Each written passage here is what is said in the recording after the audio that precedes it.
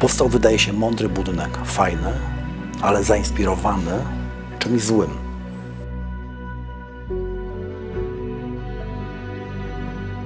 Nie wiem, marzyłoby mi się, gdyby to Unicato mogło być białe wyjściowo.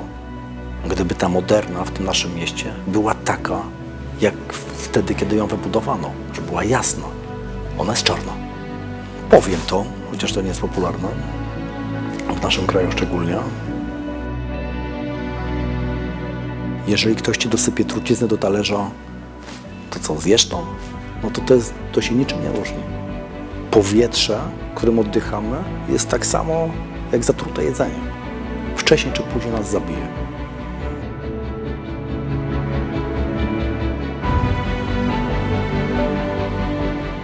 Nie będziemy reagować? Masakra, robi się masakra, nie? Ale ja zacząłem się nakręcać, to tak naprawdę.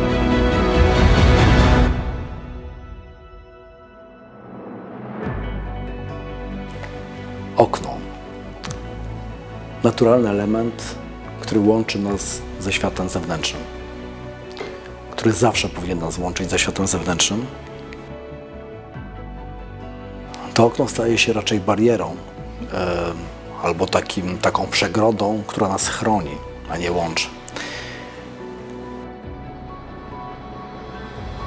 W tej chwili jesteśmy na Śląsku.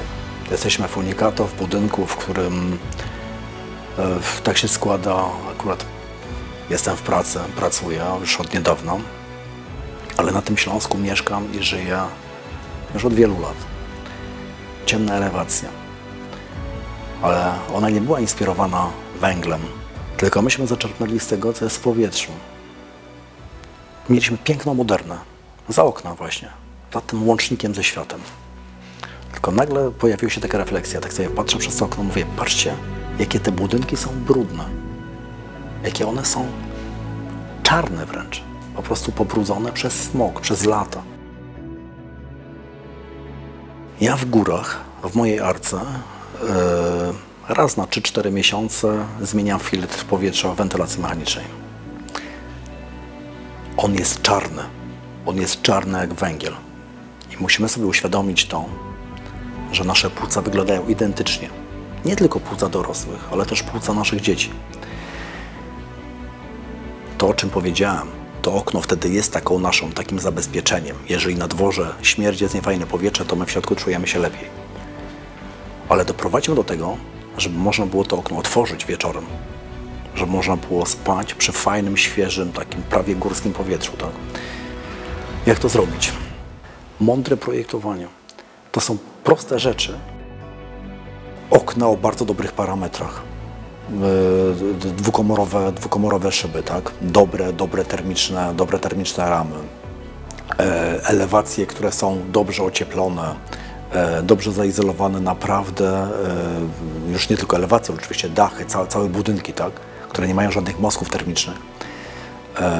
To są rzeczy proste, ale w efekcie później powodują, że żyje się lepiej, bo dzięki temu oszczędzamy kupę pieniędzy.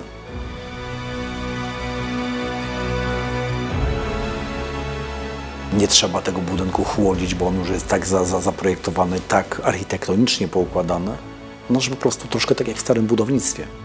W tych budynkach zawsze było chłodno latem, zawsze było ciepło zimą. I do tego nowoczesna architektura też powinna zmierzać. A te materiały, które w tej chwili są na rynku, są dostępne, na to pozwalają. Wybierajmy takie. I niestety w tym momencie okna są przegrodą, barierą, naszą ochroną przed światem zewnętrznym. Ale my się nie musimy przed nim chronić. My chyba wszyscy chcemy normalnie żyć. My chcemy te okna otwierać i z tym światem się łączyć, tak? I normalnie oddychać.